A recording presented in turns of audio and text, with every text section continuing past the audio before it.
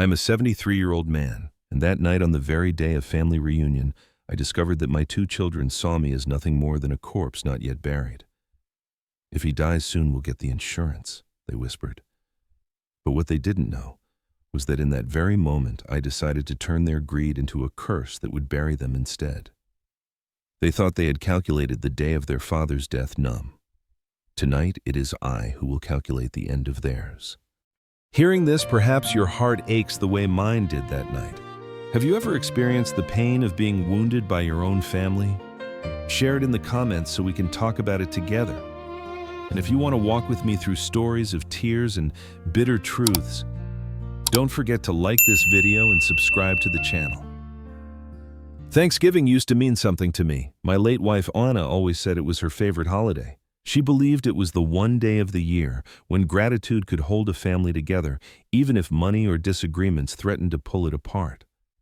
But this year, gratitude was just another word, hollow and empty. I remember walking up the steps to Daniel's house that evening. My cane tapped against the wood, each strike echoing louder than I wanted. I carried a pie in my hand, apple baked in the same dish Anna once used. It wasn't much, but it was my way of keeping her spirit at the table. When the door swung open, Clara greeted me first. My daughter-in-law smiled too brightly, her lipstick shining more than her eyes. She leaned in to kiss my cheek, though her lips never touched my skin. "Dad, we're so glad you could make it," she said, her voice rehearsed like a line from a play. Inside the house was warm, decorated with garlands and scented candles.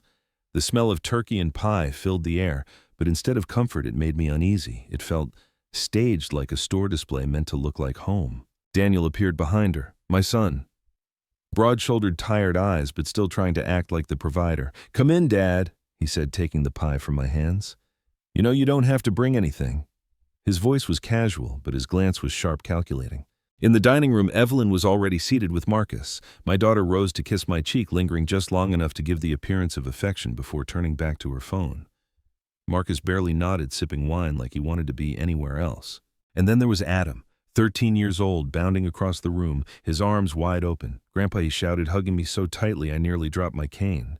His warmth cut through the coldness in the room like sunlight through clouds. I laughed softly, patting his back. "Careful, Adam. You'll break me before time does." He grinned. "I'll never let that happen." For a moment, I believed him. Dinner looked perfect. Golden turkey at the center, mashed potatoes swirled with butter cranberry sauce glistening like rubies.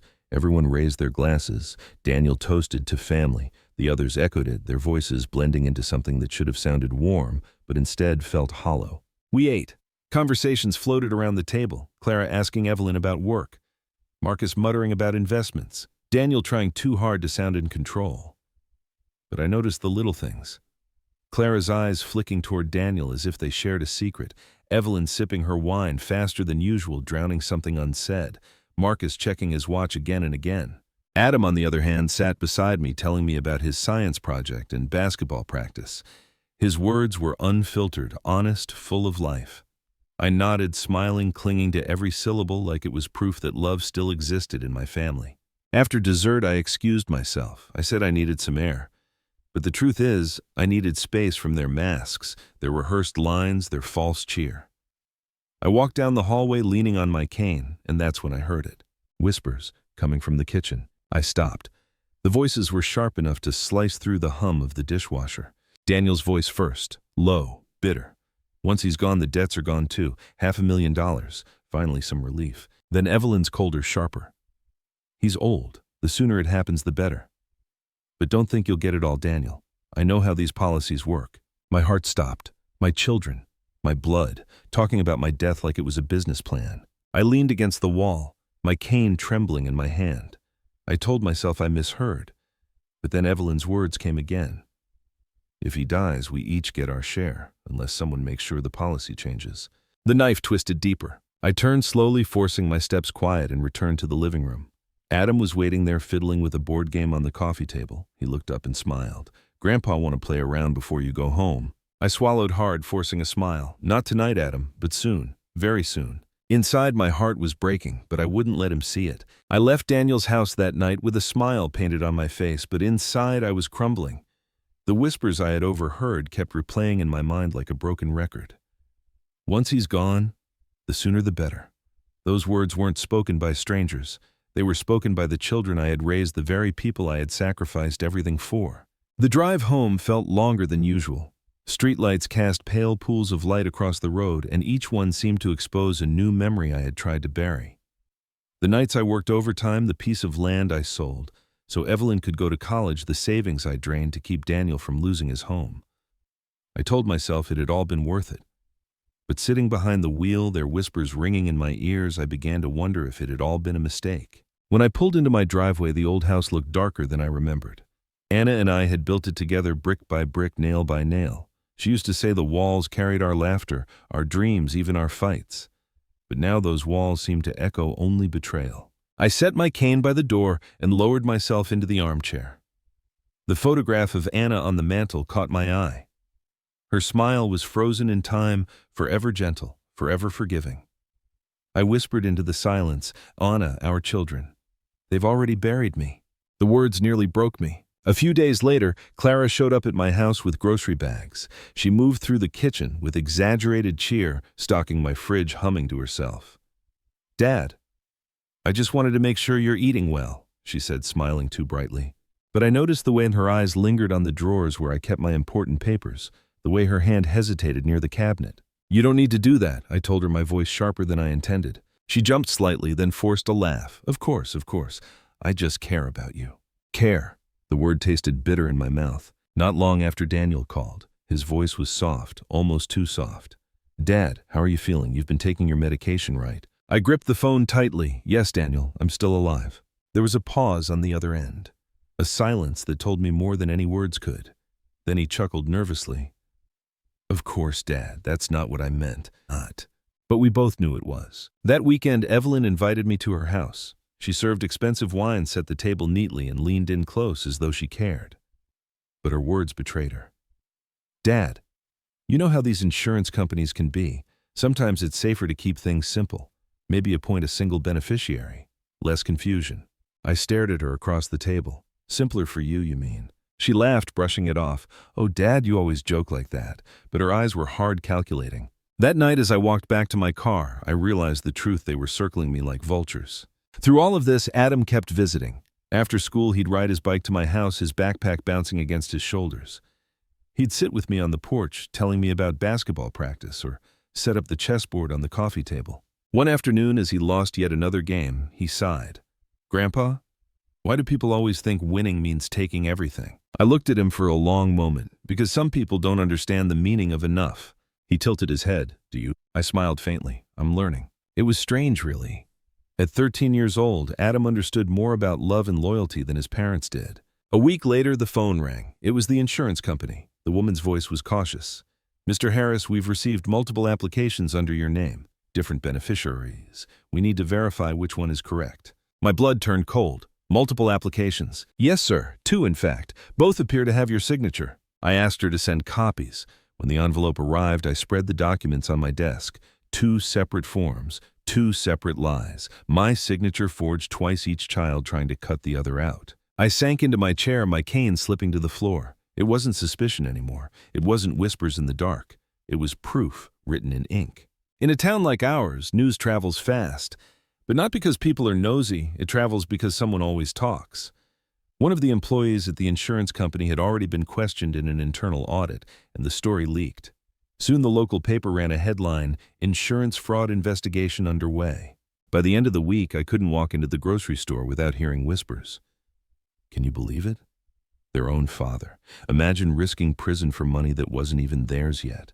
At church, people shook my hand too firmly, their pity heavy in their eyes, and I wanted to disappear. That night, Adam came over with his chessboard. He looked at me differently, his young eyes filled with worry. "Grandpa, kids at school are talking. They said Mom and Uncle Daniel did something bad. Is it true?" I couldn't lie. I placed a hand on his shoulder. Sometimes adults forget what love means. They chase things that don't matter. His brow furrowed. "Like money." "Yes," I said softly, "like money." He nodded firmly. "Then I don't want money. I just want you." In that moment, something inside me cracked open, not in despair, but in hope. Adam's words reminded me that not all love had been lost. That was the night I made up my mind. My children had chosen greed. I would choose truth. And that choice would change everything. When people see me now, a bent old man leaning on a cane, they think I must have come from comfort, that maybe I was born into the kind of life where houses and pensions just fall into your lap. But the truth is, my life was built with nothing but sweat-calloused hands and sacrifices no one saw. I was born into a working-class family. My father was a factory man, his hands rough with burns and scars. He came home each night smelling of oil and steel, his body worn down, but his pride intact. By the time I was 16, I was punching the same time clock he did. School in the morning, shifts in the evening. My pockets were never full, but they jingled just enough to help my family eat. That was the beginning of my lesson: life gives you nothing unless you're willing to bleed for it. When I met Anna, everything changed. She had a way of lighting up a room just by walking into it. She was gentle but strong in ways I could never describe. She didn't look at me like a boy trapped in a factory. She looked at me like a man who could build a life. And I believed her. We started with almost nothing, a small house with peeling paint and floors that creaked louder than our laughter. But together we scrubbed, painted, and worked until it became a home. Every nail I hammered into those walls felt like a promise. One day, Anna, I'd tell her our children will never have to live the way I did. And I meant it. When Daniel was born, I held him in my arms and swore I would break my back before I let him go without. 2 years later, Evelyn came along and I made the same vow. They were my reason for everything. My overtime shifts, the second jobs, the land I gave up, they weren't losses. They were investments. Investments in love. But love, sometimes it doesn't pay the dividends you expect. I remember the first big sacrifice, a piece of land my father left me. It wasn't much, just a few acres, but it was mine. It could have been my retirement cushion, a piece of security for old age. But Evelyn wanted to go to a good college. She had the grades, the ambition of the dream, and I didn't want her buried under student debt. So I sold it, just like that, watched it leave my hands, and with it the safety I might have had one day. When I gave her the check, Evelyn hugged me, tears in her eyes. "I'll make you proud, Dad," she promised. And for a while she did. But success changes people. Somewhere along the way, gratitude hardened into entitlement. Then came Daniel's struggles. He and Clara bought a house too soon, too big. Mortgage payments swallowed them whole. I saw the fear in Daniel's eyes when he told me he was behind. Without hesitation, I dipped into my savings, covered months of overdue payments, told him, "This is just until you're steady." But steady never came. Each time the calls for help returned, and each time I answered. Anna used to whisper at night, "You're giving too much. One day there will be nothing left for you." I would kiss her forehead and say, "As long as they're happy, that's enough for me." But was it? Looking back now, I wonder if I wasn't just teaching them that no matter how much they took, I would keep giving. That love meant never saying no. Time has a way of punishing you for your choices. My back stiffened, my lungs weakened, and yet I kept working. And then Anna fell ill. Heart disease. The cruel kind that creeps in, slowly stealing the woman you love one breath at a time. We tried everything. Medications, surgeries, prayers whispered in hospital hallways. But in the end, it wasn't enough. One cold February morning, the monitor flatlined, and I sat holding her hand as her warmth faded from mine. Her last words to me weren't about herself, they were about our children. "If our children lose their hearts," she whispered, "let our legacy heal others." At the time, I didn't understand. I thought love alone could bring them back if they strayed. But now I see. She knew better. She saw what I couldn't. After her funeral, I met with the lawyer. I told him what I wanted. The house, the land, the savings, everything Anna and I built, it goes to the Heart Foundation. They fight the disease that took her. Let her suffering mean something. But even then, I wasn't cold enough to cut Daniel and Evelyn out completely. I left them something. A life insurance policy, $500,000, split evenly. My final mercy. I thought they would see it for what it was, proof that even when I gave the rest away, I still loved them enough to leave something behind. But mercy, I've learned, can be twisted into a weapon. In the months after Anna's death, the visits stopped. Daniel only called when he needed help. Evelyn sent cards for holidays but rarely came by. The house grew quiet, too quiet, except when Adam came. At first, Clara brought him by because she needed a babysitter. He was only a toddler then, wobbling on tiny legs. But even back then, his laughter filled the rooms in a way nothing else could. I'd sit with him on my knee, humming the same lullabies Anna once sang, and for a few minutes the grief lifted. As he grew, Adam became my shadow. He'd ride his bike over after school, help me rake leaves, sit with me as I told him stories from the old days. He'd set up the chessboard with the seriousness of a general preparing for battle, only to lose every match and laugh about it. Unlike his parents, Adam never asked me for money, never asked me for anything but my time. And that was worth more than all the checks I'd written in my life. Sometimes late at night I would sit by Anna's picture and ask her, was it worth it? All the sacrifices, did we give too much? I wanted to believe the answer was yes, that love given freely would come back. But when I heard my children whispering about my death, I realized Anna's words had been prophecy. If our children lose their hearts, let our legacy heal others. That was why she told me those words. She saw it coming, and now I see it too. After Anna passed, the house didn't feel the same. The walls were the same, the furniture was the same. Even the ticking clock in the hallway was the same, but without her, everything echoed. I'd walk through the rooms and hear silence where laughter used to live. For a while I thought Daniel and Evelyn might step in to fill that silence. They came around at first with polite faces and soft words, the kind you use at funerals and holidays. But as months turned to years, their visits grew fewer. Calls turned into texts, texts turned into nothing at all until, of course, they needed something. Daniel's pattern was always the same. A phone call in the evening, a sigh on the other end of the line. Dad, things are tight right now, just until the next paycheck, or Clara's medical bills are piling up, you know how it is. And because I remembered his small hands gripping toy cars on the kitchen floor, because I remembered his laughter when he was 5, I always said yes. I always opened the checkbook.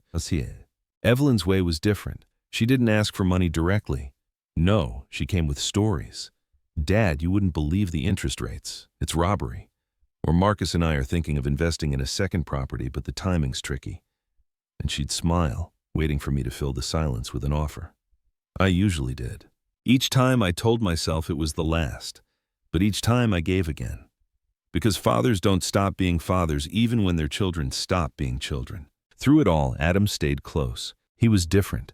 He never asked for a thing beyond time. Grandpa, will you teach me chess? Grandpa, will you tell me about the old days? He'd listen wide-eyed as I told him about the factory, about saving every penny to buy the house, about Anna's laughter when the rain came through the leaky roof. Sometimes I'd catch Clara watching us, her face unreadable. Maybe she resented how much Adam loved me, or maybe she feared what truths he might learn at my side. I don't know. But Adam, he didn't care about money or inheritance or policies. He cared about me. And that simple truth gave me the strength to keep going. Still, I couldn't ignore the toll. Years of work had left my back stiff, my hands shaking. My savings dwindled, my land was gone, and the retirement I should have had was a memory sold long ago. One night I sat by Anna's picture and said out loud, I gave them everything, Anna. Do you think they'll remember? Her smile in the photograph didn't answer. But in my heart I knew the truth. They wouldn't remember the sacrifices. They would only remember the checks. That realization broke something in me, and it also hardened something. I began to think of her words again. If our children lose their hearts, let our legacy heal others. At first it sounded like resignation. But the older I grew, the more I understood it wasn't resignation, it was instruction. A guide for the day she knew might come. So I went to my lawyer. I told him plainly, the estate goes to the Heart Foundation. The disease that took her will not take everything. Let our legacy fight back. He asked, and your children? I hesitated, then said, I'll leave them the insurance policy, $500,000 split evenly. It's more than enough. I thought it was mercy. I thought it would show them I still love them. That even if I gave everything else away, I still left them a gift. I thought it would keep them close. I was wrong. Time marched on. Each holiday felt emptier than the last. At Christmas, Daniel barely stayed an hour before rushing off to some excuse. Evelyn called from out of state, her voice distant, distracted. Clara brought Adam by more often, but I knew it wasn't always out of kindness. Sometimes it was just convenience. And yet Adam became the only reason I smiled. He was the only one who asked me how I was feeling, who checked if I'd taken my medicine, who cared whether I was lonely. He was only 13, but already more of a son than the 2 children I had raised.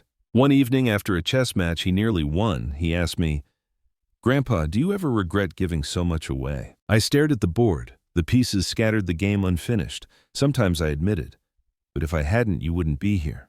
Your mom wouldn't have gone to college. Your uncle wouldn't have kept his house. So maybe regret isn't the right word. Maybe it's just sadness.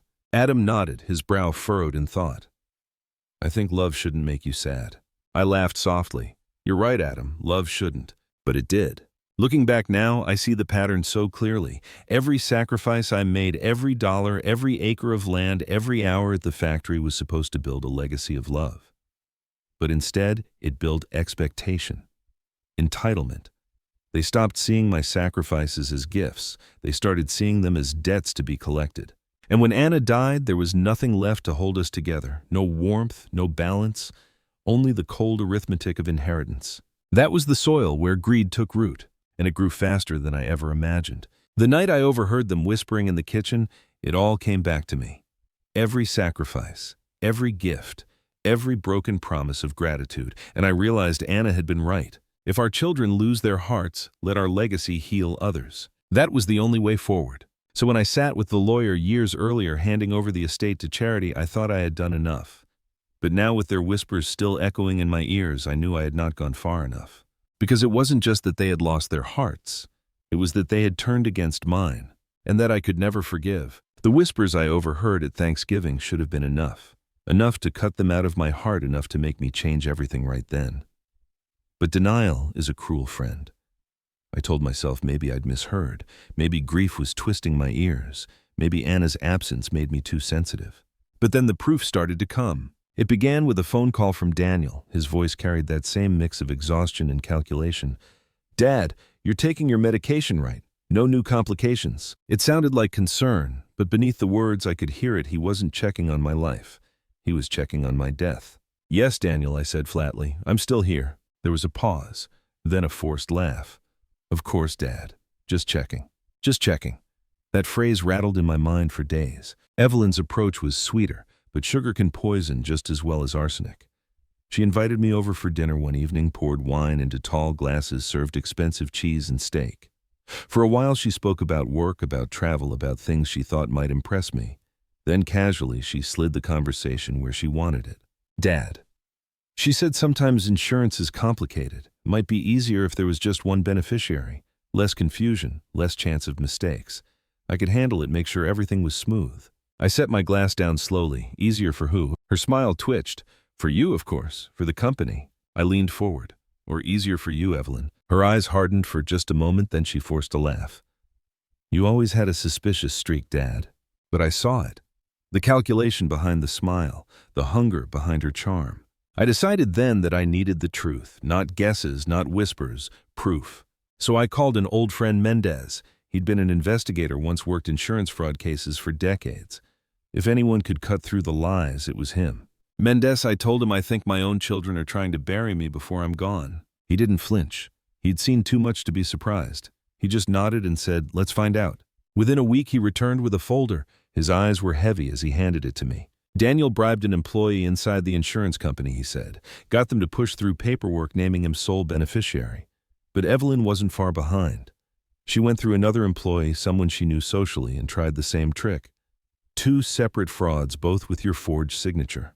My hands shook as I flipped through the papers, my name written in strokes that weren't mine, my life reduced to a payday they couldn't even wait for. "They didn't even work together?" I asked. "No," Mendez said. "They each tried to cut the other out, 2 vultures fighting over the same corpse." I sank into my chair. I wanted to be sick. My children weren't just greedy, they were competing to see who could erase me first. A few days later, the insurance company called me directly. A woman named Harris, strange coincidence, spoke in a measured professional tone. "Mr. Harris, I'm sorry to trouble you, but we've received conflicting applications under your policy. Both carry your signature, but they name different beneficiaries. For your protection, we need to confirm which is accurate." For a moment I couldn't speak. My throat closed. Finally, I managed 2 applications. "Yes, sir. I'll send copies for you to review. But please understand, we take fraud very seriously. Our internal team has already opened an investigation." When the envelope arrived, I spread the documents across my desk. Daniel's fraud, Evelyn's fraud, my forged name staring back at me twice. That was the moment denial died. And then came the whispers in town. At first, I thought it was paranoia, but Mendez explained one of the employees they worked with is under audit. Word leaked to a local reporter. The paper's running a story next week. Sure enough, the headline came, "Local Insurance Office Under Investigation for Fraudulent Claims." They didn't name Daniel or Evelyn directly, but in a town this small, no secrets last long. At the grocery store, I caught fragments of conversation. Can you believe it? Their own father's policy.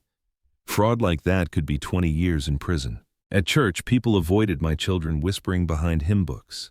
Some shook my hand with pity, some with respect as though I'd become a symbol of betrayal itself. Shame doesn't just stain the guilty, it splashes on everyone connected to them. And I wore that stain every time I walked out the door. One evening, Adam came over with his chessboard. He set it down carefully, but his eyes were clouded. "Grandpa," he asked, "is it true people at school are saying Mom and Uncle Daniel are in trouble? They say they did something bad." I looked at him for a long time. At 13, he was too young for lies, but too old for fairy tales. "Yes, Adam," I said quietly. "They did something very wrong." He frowned. Why would they do that? I swallowed hard, because sometimes, Adam, people forget what love means. They start chasing things that don't matter. He thought about that for a moment, then whispered, "Like money." "Yes, like money." He reached across this board and touched my hand. "Then I'll never forget, Grandpa. I promise." His words nearly broke me.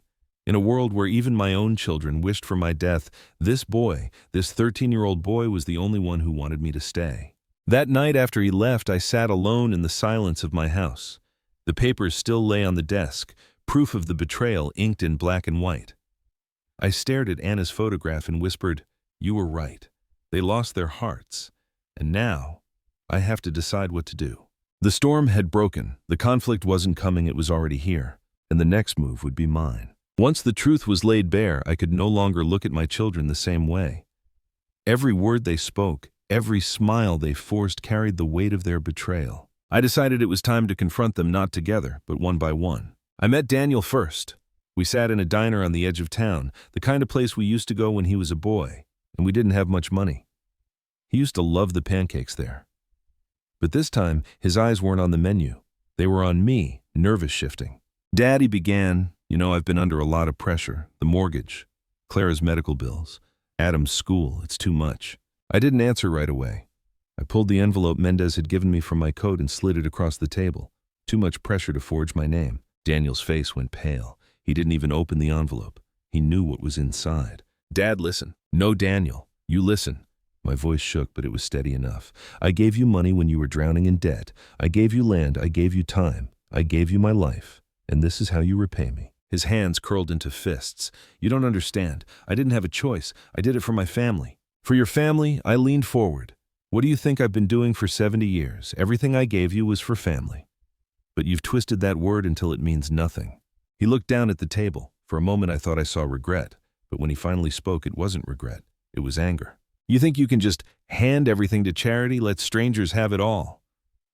You owe us, Dad. You owe me." That word "owe" struck me like a hammer. I pushed back my chair and stood. "No, Daniel. I owed you love. I owed you sacrifice. I gave both and you buried them in greed. I owe you nothing more." I left him there, hunched over the table, fists clenched, eyes burning. I went to Evelyn next. She invited me in with that same warm smile, poured me wine, tried to talk about work and her latest vacation. But when I placed her forged form on the table, her face crumbled. "Evelyn," I said softly, "how could you?" She stared at the paper, then at me. "Because you gave everything to charity, to strangers. What about us, Dad?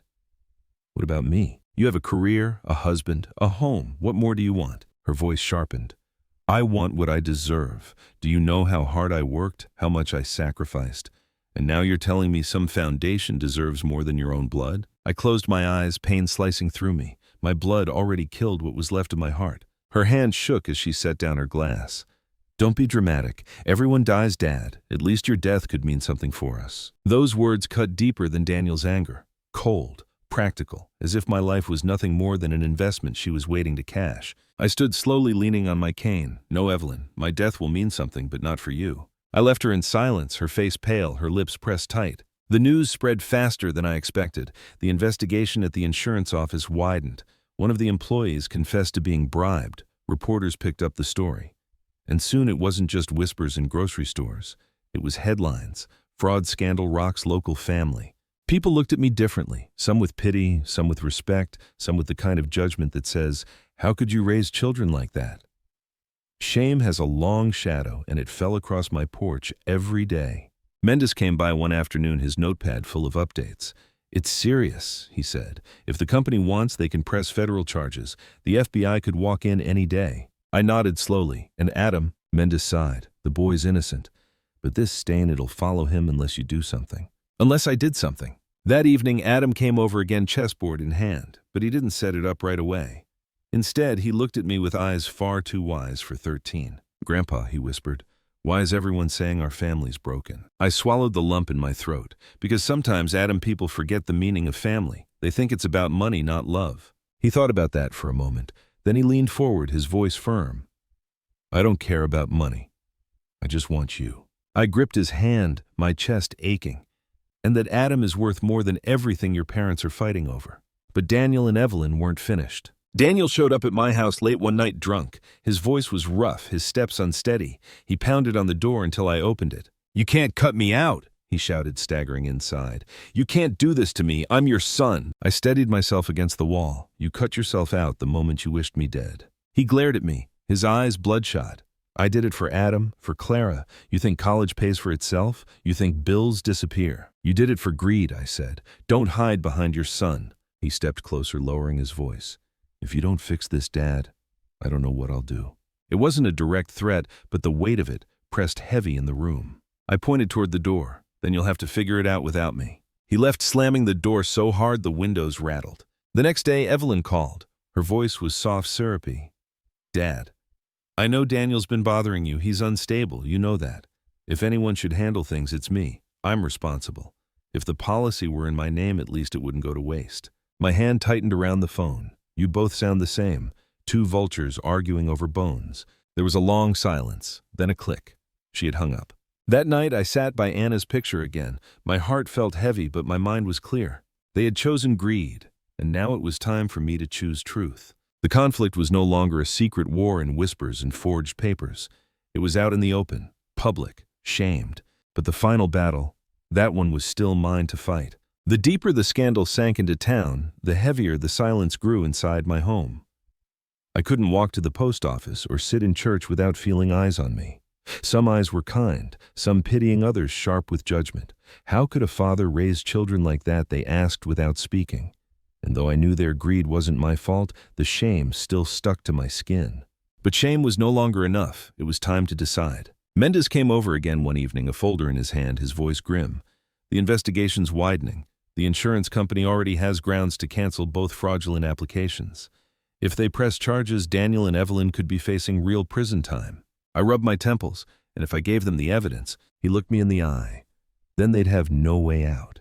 It'd be the end of their reputations, their freedom, maybe even their marriages. I sat back, staring at the fire in the hearth. The flames danced like the years of sacrifice I'd burned for them. "They're still my children, Mendes," I whispered. He didn't argue.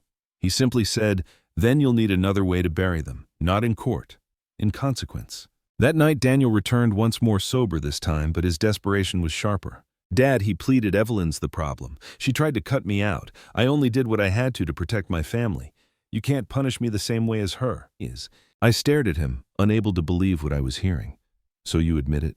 You forged my name?" His jaw tightened.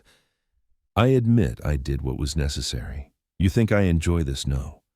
But you left me no choice. You were going to give everything to strangers, to some foundation, to a nursing home. And what about us? Your blood." My blood, my voice cracked. My blood wished me dead. His face hardened. "Then maybe you should have died with Mom. At least then your legacy would mean something." The words hit like a blade.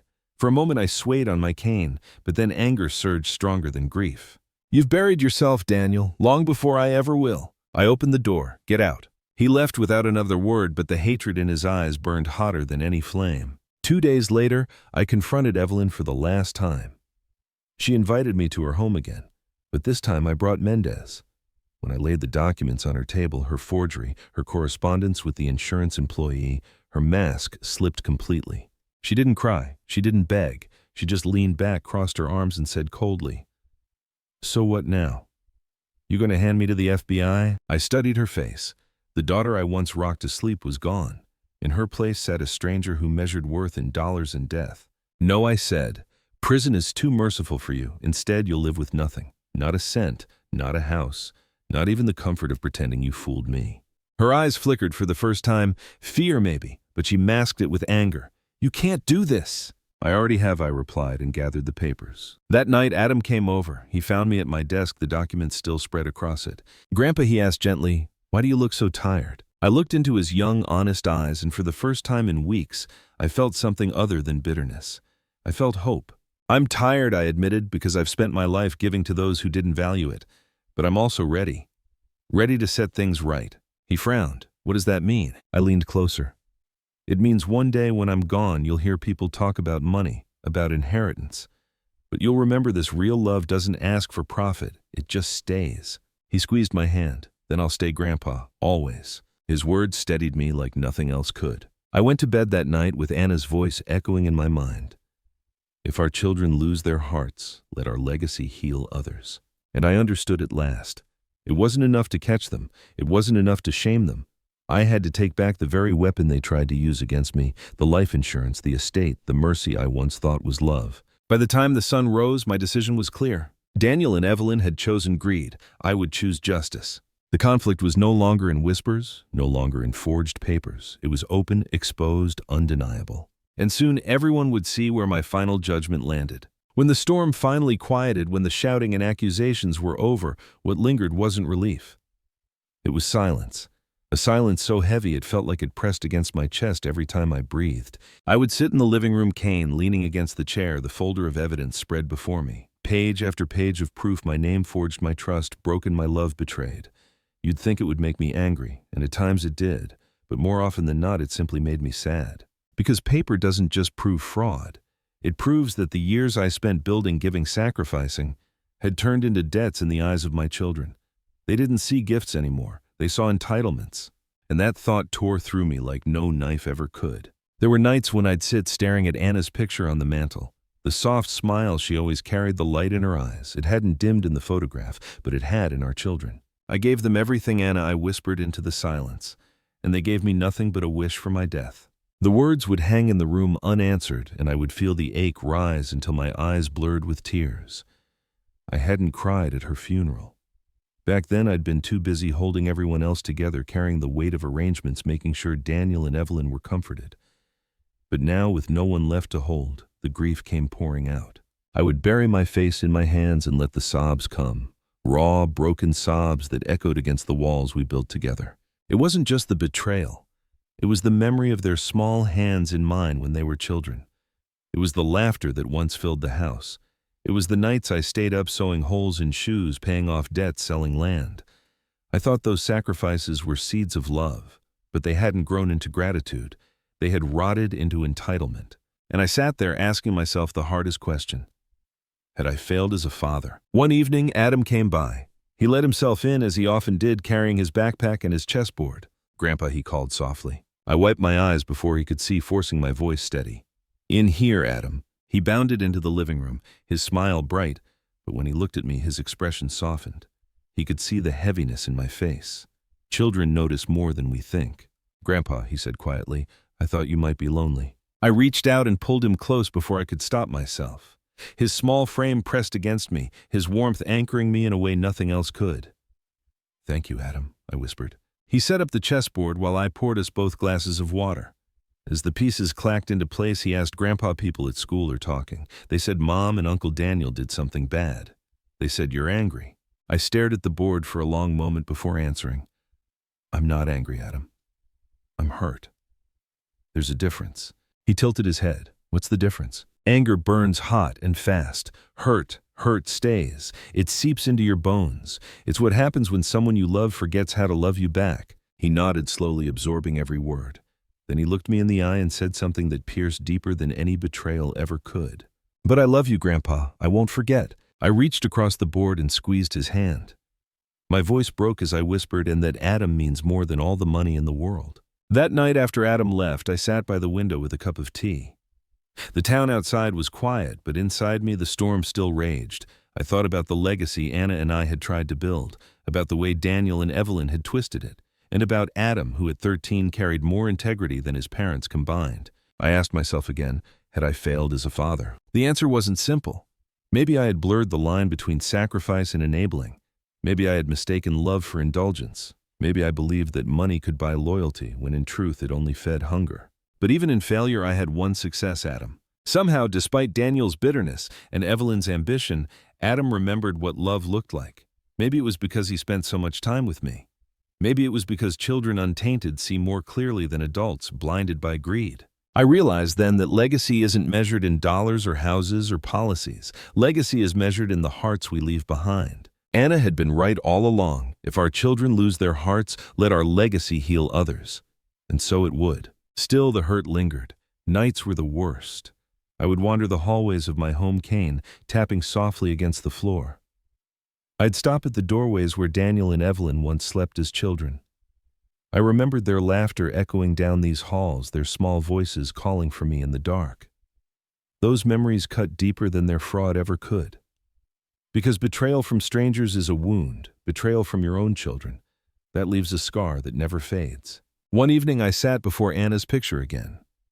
I did everything for them, I said aloud, and they repaid me with nothing but fraud. But Adam still remembers. Should I have given more to him instead? Should I have saved my sacrifices for the one who truly cared? Her photograph offered no answer, but in the silence I felt her presence. Not scolding, not forgiving, just steady the way she always was. Weeks passed and the whispers in town didn't die down. If anything, they grew louder. Neighbors avoided Daniel and Evelyn at the store. At church, they sat in the back, heads low, while others exchanged glances.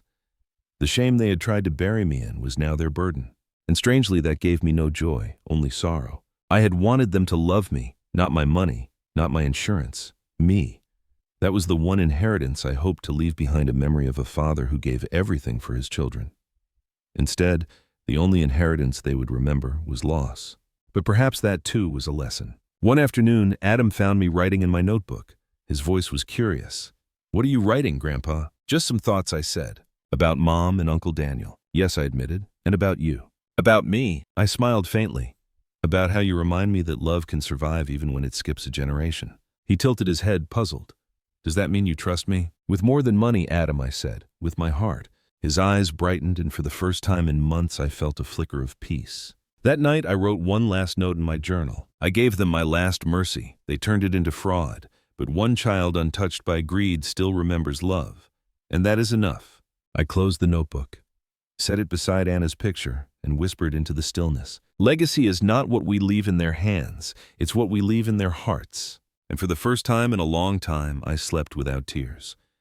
The day I walked into my lawyer's office, I felt heavier than I had in years. Not just from age, not just from the cane I leaned on, but from the burden of betrayal I carried in my chest. The receptionist greeted me kindly, but her eyes lingered a second too long, as if she already knew. In a town like ours, scandal doesn't stay hidden for long. Mr. Collins, my lawyer for nearly 20 years, rose from behind his desk when I entered. He was a patient man, gray-haired with a calm voice that carried both wisdom and warning. "Mr. Harris," he said gently, "I've heard some of what's been happening. I'm sorry." I lowered myself into the chair across from him, my cane resting against the desk. "Sorry doesn't change it. That's why I'm here." He nodded. "Tell me everything." So I did. I laid out the documents Mendez had collected, the forged forms, the bribed employees, the evidence of both Daniel and Evelyn's schemes. Collins read in silence, his face tightening with each page. When he finally looked up, his eyes were sharp. "This isn't just family betrayal," he said. "This is felony fraud. If the insurance company presses charges, and they very well could, your children could be looking at federal prison. 20 years, maybe more." The words hung in the air like a verdict. I exhaled slowly. "They're still my children." Collins leaned back. "And that's the complication. You hold the power to prosecute, or you can choose another route. The question is, what kind of justice do you want?" I stared at the folder. The ink seemed to scream louder than any voice. Finally, I said, "Not prison. I won't bury them behind bars. I'll bury them in their own greed." Collins studied me for a long moment, then nodded. "Then you'll need to change your estate plan, close every loophole. Remove every possibility they could touch what's yours." "I already know where it needs to go," I said. My voice was steadier than I felt. "The Heart Foundation, the place Anna and I always wanted to help, and to St. Mary's nursing home so I won't be at their mercy in my final days." "And your grandson Collins?" asked softly. I smiled faintly, thinking of Adam's words. "I don't need money, Grandpa. I just need you to stay." "Yes. Adam gets something, but not enough to corrupt him. Enough to build a future, not destroy one." Collins picked up his pen. "How much?" $25,000, I said firmly. Placed in trust for education, managed by someone outside the family. He can't touch it until he's 21. Collins raised an eyebrow. That's modest. Exactly, I said. Enough to help, not enough to feed greed. He nodded, writing the details carefully. And Daniel and Evelyn. I met his eyes, and for the first time in weeks my voice didn't tremble. Nothing. Not a cent. Not even a memory of mercy. The paperwork took hours. Each signature felt like both a wound and a healing. A wound because it meant admitting what my children had become.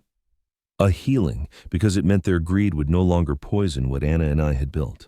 When I finished the last signature, I leaned back exhausted but lighter. It's done. Collins closed the folder. It's more than done. It's protected. They can't undo this. For the first time in months, I felt something close to peace. That night, I sat at my desk with the new documents safely tucked away. Adam stopped by after school, cheeks flushed from the cold chessboard under his arm.